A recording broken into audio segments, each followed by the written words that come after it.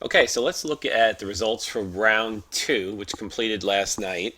And we see that this is the chart on profits per team. And the net profits per team, we could see that we had in round one, sort of most people are around this $45 million mark for net profits. And in round two, most teams are around the $70 million mark for net profits. So net profits have gone up, which makes sense because the industry was expanding. It looks like just about every team improved their net profits. Some teams more than others. We had a huge comeback here with quality cars, which is good, which is excellent.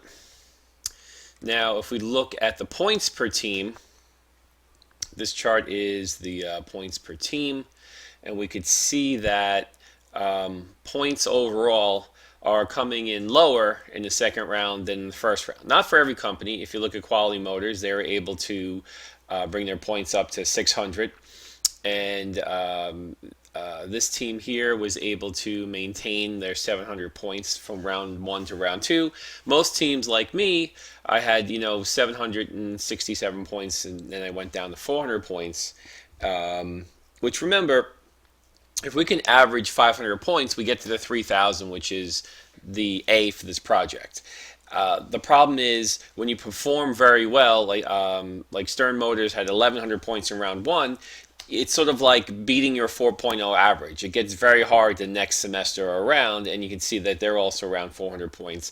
So, and teams that may have not done so well in round one were able to do better in round two because they're coming off lower year-over-year results.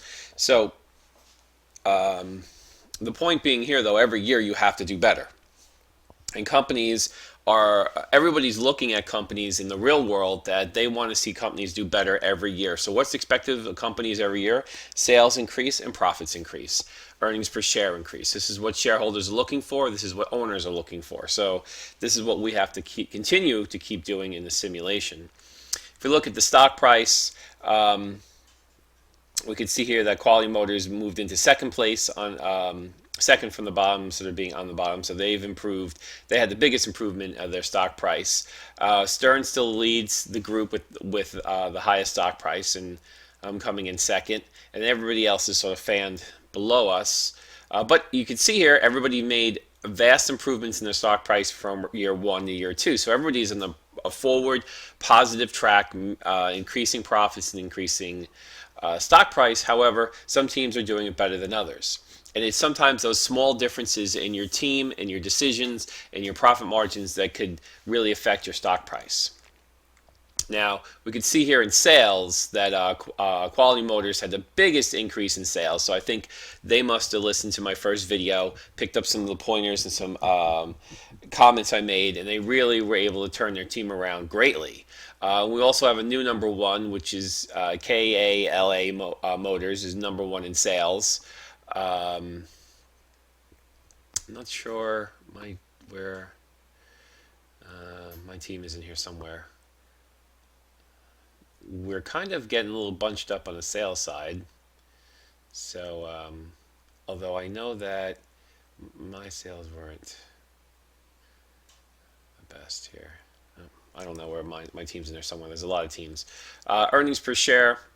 We could see that Stern is still number one. We have three companies, Jimbo's, Wang, and Nugent in the number two position, and everybody else is kind of fanned below. So earnings per share is really a function of net profits and outstanding shares. So if you want your earnings per share to go higher, which pleases stockholders, which usually increases stock price, you have to either reduce your outstanding shares or increase your net profits, or both. Okay. And these are just the total mark. The market is pretty tight, but you can see we have a low of in the 7,000s and a high in the 10,000s. So 3,000 cars can be a huge difference in profits when you're talking about $40,000-$50,000 vehicles. Okay. So let's look at my individual company and see how I did. So my company, I was able to increase sales. I was able to increase profits, but big deal. Everybody did that. Nobody went down in sales or profits. my profits versus sales. Of course, it seems a little flat here though, so I don't think I really didn't move up my profits as much as I would have liked. So my stock price did move up from 17, so it almost doubled here. So my stock price did well. My earnings per share did good too, but you see how it's not as high of a trajectory here. I didn't really move up quite as fast as I did from round two. And my points actually went down because I had a pretty good round one, but we have to look at to see why did my points go. And I guess the points, 400 for me is a good round. I'm not really upset by that because that's going to bring me in. I'm still going to end the game with relatively decent points. You know, and this is my overall. Okay, so here's the problem. This is the most important chart to look at. My market potential versus actual sales. And I messed up here on my forecast because I only sold 2,800. I could have sold close to 3,000. Here, I only built and sold 3,000. I could have sold 3,500 for trucks. I only made 2,000. I could have sold 2,400. And here, I made 2,000 luxury. I could have sold 2,400 as well. So I gave up a lot of potential sales because I kept my forecast too constrictive. Which makes sense because I spent like 10 seconds putting my forecast in. Now this is so you should look at this and say that if you have all this unmet potential, you need to go in and really reevaluate your forecasting process and think about how you're doing that. So being too conservative on the forecast, like I was, causes you to really lose your competitive edge. So let's look at my overview points. So here are my overview points for round two. So I was able to increase my revenues, but only by 32%. And I was able to increase my profit margins, but only about 6-7%, which is still good, but not that great. And then as far as my asset, when I look at my asset and my return on equity, they're lower. And one thing is I did load up on assets in round two, and the assets were growing quicker than my sales and profits, so that is why I have negatives there. My earnings per share did go up because it's still a profitable company. So I did well. Sales went up and profits went up, but I didn't do great compared to how I performed last year, and I didn't do great compared to my competitors. So you could have a profitable company, but that doesn't mean you're the best. So this game's all about crafting a winning strategy that makes you the best. And that takes a lot of work. That takes investigating your competitors. What did they do? How are they positioning themselves? It takes investigating how you're going to position yourself profit-wise, how you're forecasting. I mean, there's a lot of strategic elements of pricing and advertising and design and finance in this game, and this is what we're learning in this class and through my lectures. You'll notice in my lectures I'll also point out and talk about things in the simulation as incorporated inside the lectures as well. My forecasts were all perfect because I sold every car that I forecasted. But the problem with being perfect is, I don't really get many points from moving from perfect to perfect. So I didn't really improve too much. However, I lost a lot of sales by focusing on, by underestimating my forecast. So that was a problem. Now, my operational investments more than doubled, so I earned 100 points for that, and I had a surplus, which I expected. If I sold everything I forecasted, I knew I was going to have a surplus. Now, I invested heavily in my operations. That should help me maintain or increase my profit margins moving into round three. So if I look at my assessments, I didn't do so good on a couple of areas here. Total asset turnover, and here it says, don't buy extra operational plants you can't utilize. Make sure your capacity utilization is 80%. So I think a problem here is I bought a lot of operational assets, but I didn't really increase my sales too much, and that's why this is lower. And my operational investments is at this point average. Okay. So, and we looked at the charts before. I'm going to go right into, we have the industry here, which I can look at my competitors. I've already gone through and looked at this industry and looked at how the competitors were doing, and I have some ideas. So I'm going to go right into round three. And I see that the customer expectations have all increased. I can now sell the car. Last round it was $21,500. Now it's $22,000. And I have this cost reduction of $3,000 from my investments in operations. So I'm going to be able to hopefully make a car here that is a little bit more competitive. And let's see here. I'm gonna increase my forecasts on this. I may be going up too much. I may be over forecasting now. I'm not really spending a lot of time on forecasting. I'm just kind of putting a number in here.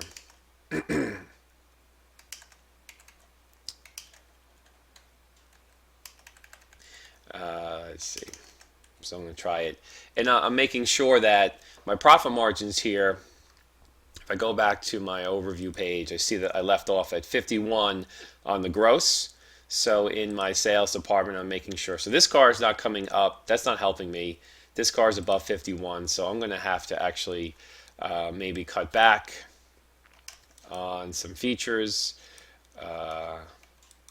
Oops, can't go too low. Okay, so now I'm up to 52. Okay, so I increase the in here.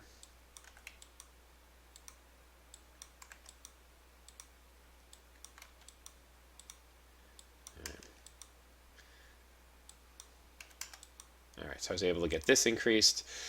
So that's sort of the name of the game, is to make sure I can beat last round's profit margins.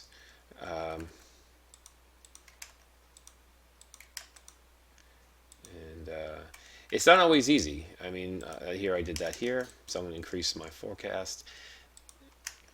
So that's really what everybody needs to focus on, is can you beat the last round's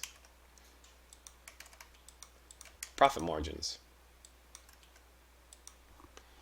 And here, let's see. So that's sometimes why I make my prices a little high, is to make sure I can beat my profit margins, but that's going to hurt me as far as my overall total sales.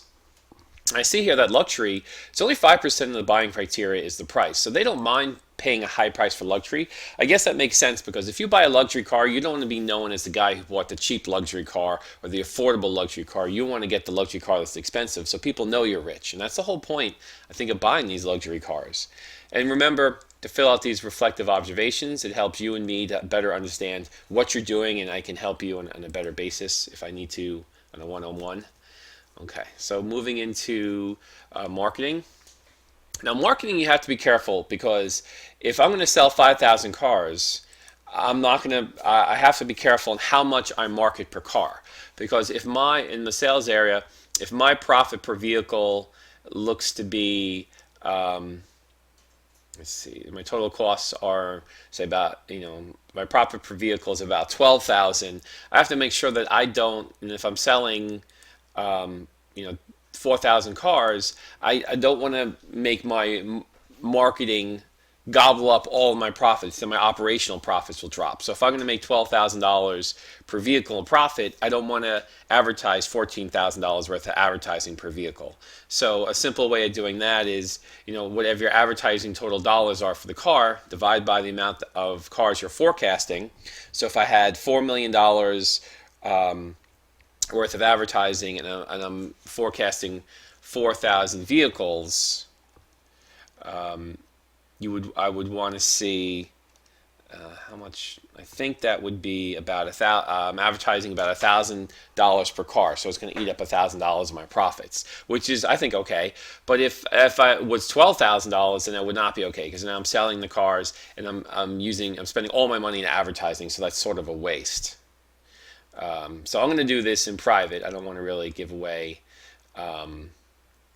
how it takes long to do the marketing properly too, because I got to look at the percentages. So I'm not going to waste video time doing that. So I'm just going to do that and move right into production.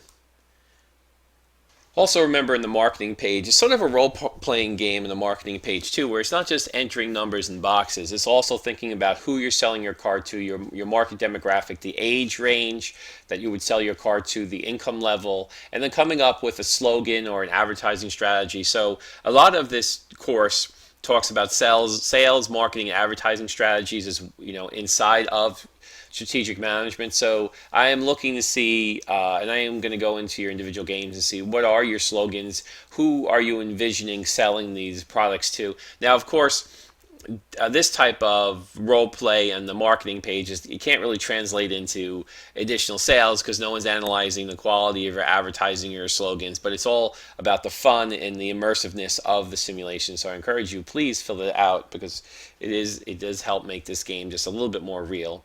Okay, so in the production area, I'm going to have to invest heavily in buying new plants because I am really upping my forecast. So I'm going to be spending a huge amount of money here, $50 million on new production plants, and it's common to keep spending money in this area because the industry is growing so fast. I mean, we're relatively small. We're selling, you know, 4 or 5 thousand vehicles. You know, so we're very small car companies. Like the big car companies are selling 100,000 vehicles for some of their more popular models or more. So it's not so unbelievable that a company starting out this small, like even like a Tesla, as they really start to ramp up, those it's quite common for these sales categories to grow at 20-35% per year or period.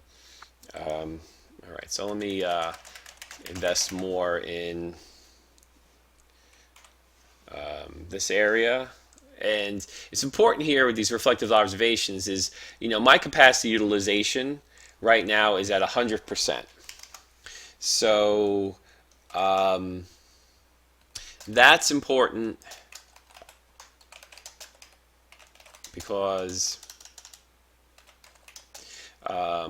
it's very efficient. Oops. It's very efficient and can help with my total asset turnover. So what it means is I'm not building a factory and not utilizing, and imagine making a factory, not building anything, or making a factory that can make 1,000 cars and you're making 100 cars in that factory for the next year. So you have a fully functional factory, fully staffed, and all these people have to do is make 100 cars. After the first month they do that, and the rest of the year they sit there and do nothing. So really a huge waste of money. And my strategy for operational investments is to, I'm putting as much extra money in operational investments as I can because this is going to help to reduce my costs the next round. So the more money I can funnel in here, the bigger my operational cost reductions will be next round. So I'll be able to maintain my profitability. And car companies do this in the real world. If you look at any car company, if you look at Toyota from when they started in the 40s, their factories to today, they've invested billions in robotics and software and efficiency, just-in-time management, everywhere they can, that they could reduce the costs and increase their profits through investing in manufacturing and machinery and equipment and software and research and technology. They've done it. And it's really turned them into the #1 car company in the world. So, if you don't invest in your operations, you really don't move forward as a company. And people who are lagging behind in their investments here are going to have a hard time maintaining their profits and their competitiveness. Now, at the same point, you can't overinvest here because it's a lot of money you're spending, and it's not going to, if you spend too much and borrow too much money quickly, then your company becomes a little financially risky because you're borrowing so much debt. Yeah.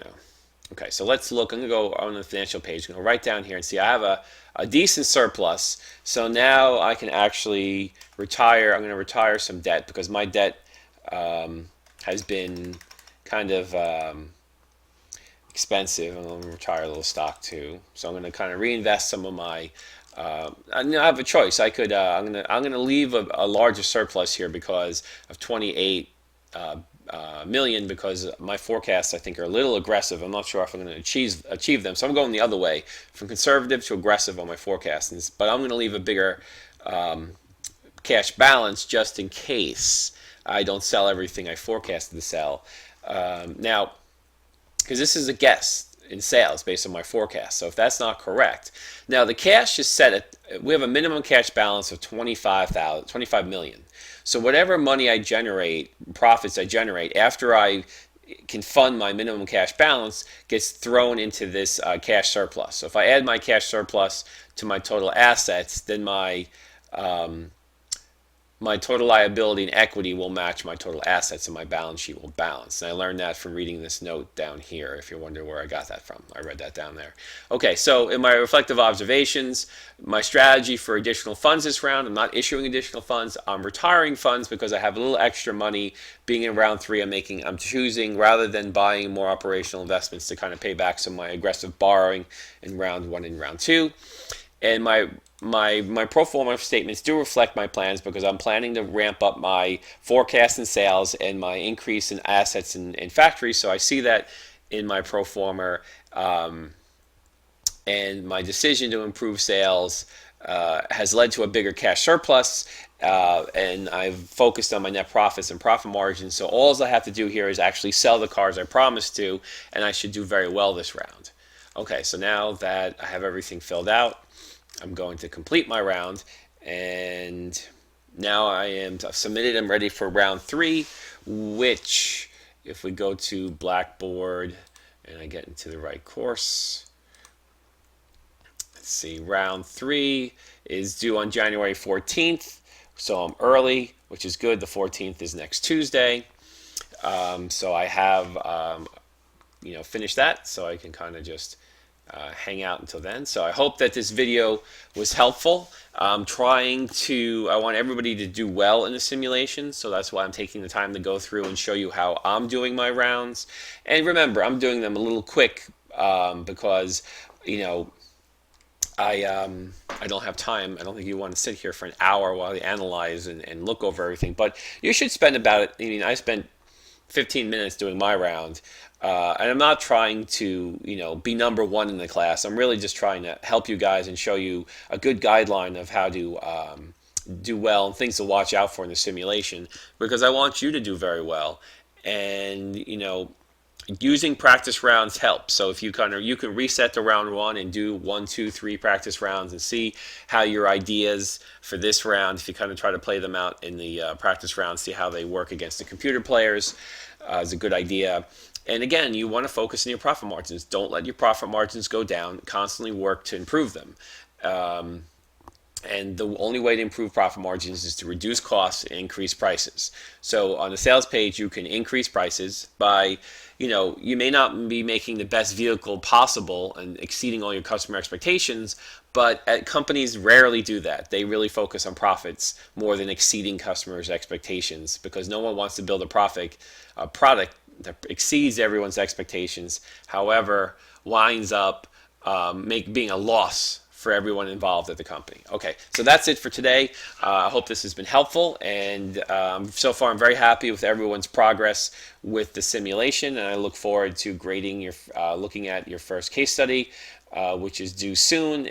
Remember, on your first case study, you submit your case study, and then you go back the next day and you read over and evaluate and provide constructive feedback for 2 other students. And then once the evaluation period is closed, then I will grade the case study and provide feedback. Okay, thanks.